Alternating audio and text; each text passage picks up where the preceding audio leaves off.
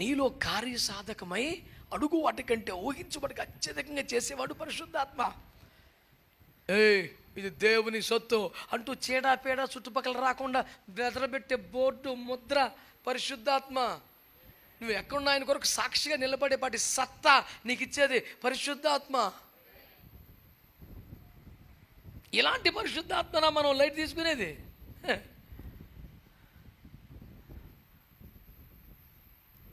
ప్రేమ విందు ఆశీర్వాద భోజనం అంటే లైన్ కట్టేసాడు ఒక్కొక్కటి చివరికి.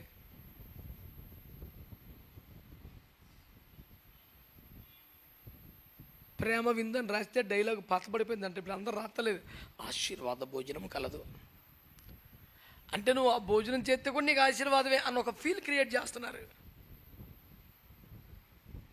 ఈ చివరికి లైన్ గడేస్తున్నారు. ఎంతసేపు అయినా ఓపికగా ఉండి ఆ పడిగాపులు పాడి ఆ 2 మెతుకులు తినకపోతే మంచి హోటల్కి వెళ్తే టేస్ట్ ఉండిద్దేమో కానీ ఆశీర్వాదం రాదో. ఆశీర్వాదం ఇక్కడ ఉందే లైన్ గడేదన్నాడు. మనాడు 10 రోజులు కనిపెట్టి మేడగదిలోలాగా ఆత్మను పొంది ఇంకెంత ఆశ్చర్యం అవుతుంది. ఆ ముక్కడు చెప్పడు కదా. మీరు కనిపెట్టుకుని ఆత్మ చేత నింపబడితే దానికి మించిన ఆశీర్వాదం లేదు. ఇది దుర్మార్గమైన బోధ అన్నమాట. ఆడే ఆత్మను పొందేస్తే ఆయన ఆడిలో కూడా ఉంటే అన్నీ ఆడిలో కూడా చేస్తే మనకి డిమాండ్ ఏముంటుంది. అది మనమే పొందుకొని ఆడికి లేకుండా అప్పుడప్పుడు బిస్కెట్లు వేద్దామని నీచ నికృష్ట దుష్ట బుద్ధి ఈ పనికి మళ్ళీ బోధ. యేసులో ఉన్నారు, నా ఆత్మను మీకు ఇచ్చేస్తున్నాను. స్తోత్రం చెప్పరా. హల్లెలూయా. కనుక దేవుని వాక్యమును శ్రద్ధగా మీరు ఆలకించగలిగితే ప్రభు మనకు నేర్పిస్తున్నటువంటి ఉపదేశమును మీరు ఆలోకించవలసిన అవసరం ఉన్నది బిడ్డలారా. మనం భూమి దానికి సాక్షులంగా ఉండాలి. అందుకు మనకేం కావాలి? ఆమేన్, ఆమేన్. సాక్షులుగా ఉండుట అనేది మన చిన్న పోస్ట్ అనుకుంటున్నావా? దాని గురించి ఒక వచనం చెప్తాను చూడు. అపోస్తలుల కార్యాలు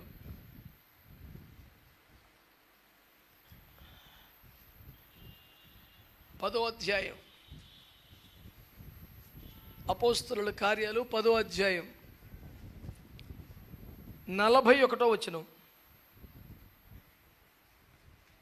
ప్రజలకందరికీ కాక దేవుని చేత ముందుగా ఏర్పరచబడిన సాక్షులకే, అనగా ఆయన మృతులలో నుండి లేచిన తరువాత ఆయనతో కూడా అన్నపానములు పుచ్చుకొనిన మాకే ఆయన ప్రత్యక్షముగా కనబడినట్లు అనుగ్రహించెను. దేవుని ప్రత్యక్షత మాకు కలిగింది అనే సంతోషాన్ని పేతురు గారు ఎలా చెప్తున్నారు తెలుసా? ఆయన మృతుల్లో లేచిన తరువాత అందరికీ కాదు, ఆయనకు సాక్షులుగా ఉంటకు ఏర్పాటులో ఉన్నటువంటి మాకు. అంటే భూమి మీద దేవునికి ఒక సాక్షిగా ఉండుట కూడా చాలా ఉన్నతమైన దేవుని ఏర్పాటు. నేను పిలుపులో లేను, ఏర్పాటులో లేనని చాలామంది అనుకుంటూ ఉంటారు. కాదండి, కాదు. ఆ వచ్చిన మళ్ళీ చదువుతున్నా 41వ మాట. ప్రజలకందరికీ కాక దేవుని చేత ముందుగా ఏర్పరచబడిన సాక్షులకే. అంటే సాక్షులు ప్రజలందరిలో ఒకరు కాదు, కామన్ పీపుల్ ఒకరు కాదు. సాక్షులు అంటే ప్రజలందరికీ కాదు, ప్రత్యేకంగా ఏర్పరచబడ్డ సాక్షులమైన మాకే ఈ ప్రత్యక్షత దొరికింది అన్నాడు.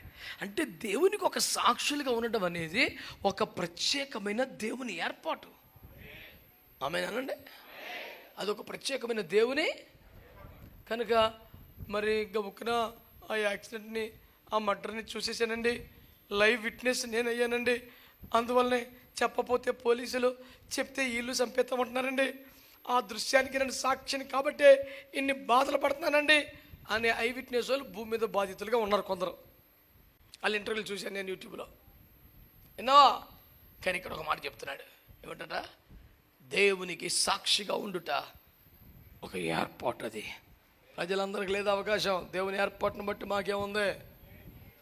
ఎంత గర్వంగా, ఎంత ఆధిపత్యంగా, ఎంత ఆధిక్యతగా చెప్తున్నాడు పేతురు గారు. దేవుని కొరకు సాక్షిగా జీవించుట సామాన్య విషయం కాదు, సాధారణ సంగతి కాదు. అది ప్రజలందరిలో ఒకరిగా కాక ఒక ఏర్పరచబడ్డవాడిగా మరణ మారుస్తుంది. పిలువబడ్డవారు అనేకులుగానే ఏర్పరచబడ్డవారు. ఆ ఏర్పాటులో ఉన్నవారు ఎవరు తెలుసా? సాక్షులు.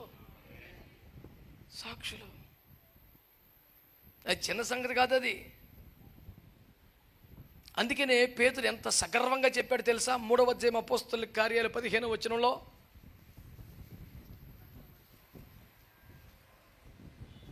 సహోదరులారా, మీరును మీ అధికారులను తెలియక చేసిరని నాకు తెలియను.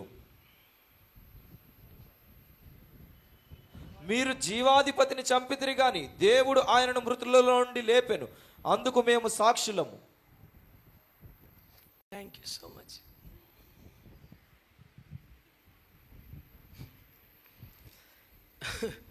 మీరు జీవాధిపతిని చంపితిరి, దేవుడు ఆయన మృతుల్లోంచి లేపాడు, అందుకు మేము సాక్షులం. అదొక కేటగిరీ, అదొక ఏర్పాటు. పిలువబడ్డ మరి అనేకులు, ఏర్పరచబడ్డం. మేము దేవుని ఏర్పాట్లో ఉన్నవాళ్ళం, మేము సాక్షులం. ఏమనుకుంటున్నావు?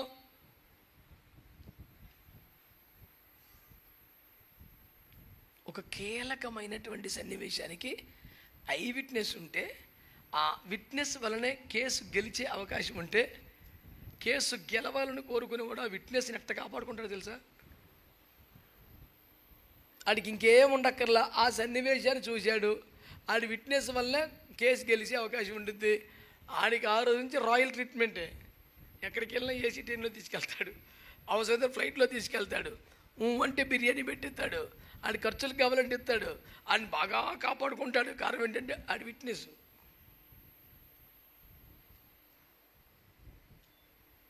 మీకు అర్థమైందా? పేతురు గారు అంటారు, దేవుడు, మీరు ఆయన్ని జీవాధిపతిని చంపారు, దేవుడు ఆయన మృతుల్లోంచి లేపాడు, దానికి మేము సాక్షులం అంటాడు. ఆమేన్. నేను అన్నాను, దేవునికి సాక్షిగా ఉండుట ఒక ప్రత్యేకమైన ఏర్పాటు. ప్రజలందరిలో భాగం కాదు, పిలువబడ్డ వారిలో కూడా సమానం కాదు. అది ఏర్పాటు, అది గొప్ప ఘనత. దేవునికి స్తోత్రం చెప్పండి. హల్లెలూయా. అలాంటి సాక్షిగా నీవు ఉండటానికి పిలువబడ్డావు. అలా ఉండటానికి కూడా ఏం కావాలి? శక్తి కావాలి. శక్తి ఎప్పుడు వచ్చింది? ఆయనను పరిశుద్ధాత్మ మీ మీదకి వచ్చినప్పుడు శక్తి వస్తుంది. దేవునికి స్తోత్రం చెప్పండి. హల్లెలూయా. సాక్ష్యం అనేది ఎంత గొప్ప సంగతో మీరు చూడాలి ప్రియులారా. ప్రకటన గ్రంథం 12వ అధ్యాయం, ప్రకటన గ్రంథం 12వ అధ్యాయం 11వ వచనం.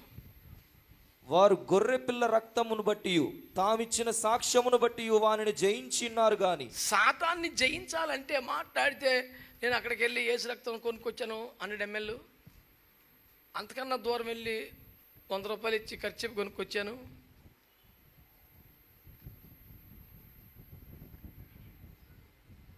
కొబ్బరి నూనెమో కూర రాకలో పోసేసాను, ఖర్చు ఏమో చేతికి దండ కట్టేసుకున్నాను.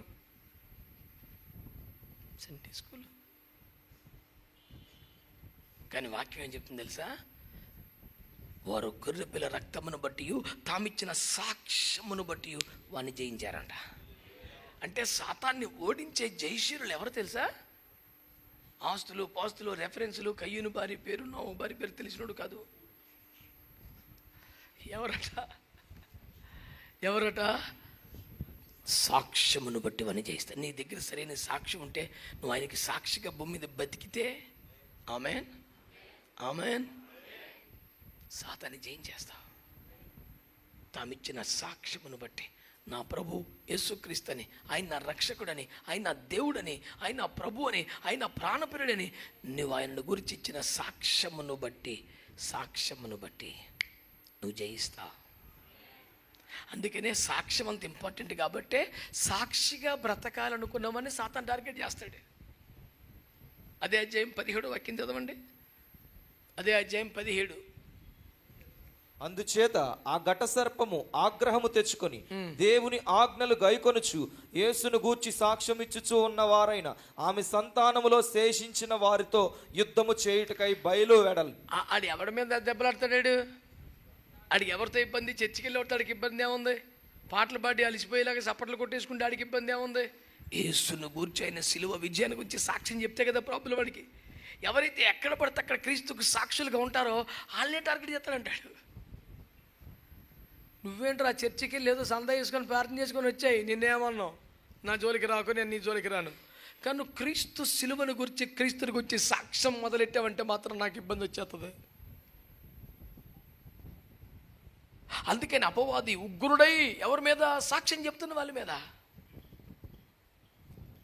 నువ్వు ఎంత రెగ్యులర్గా చర్చకొచ్చినా, నువ్వు కానుకలు ఎంత వేసినా, నువ్వు పనిచేస్తున్న చోట, జీవిస్తున్న చోట క్రీస్తుని గురికి ఒక సాక్షిగా బతకకపోతే నీకు అసలు ప్రాబ్లమే లేదు. ఎందుకంటే నీతో అడిగి ప్రాబ్లం లేదు కనుక.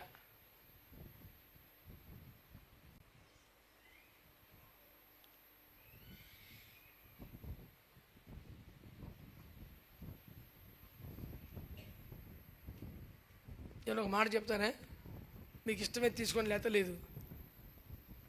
క్రీస్తుకు సాక్షిగా బ్రతికేవాడే సాతాన్ని ఏమన్నా ఇబ్బంది పెట్టగలడు. మామూలుడికి ఎప్పటికన్నా సీన్ ఉండదు.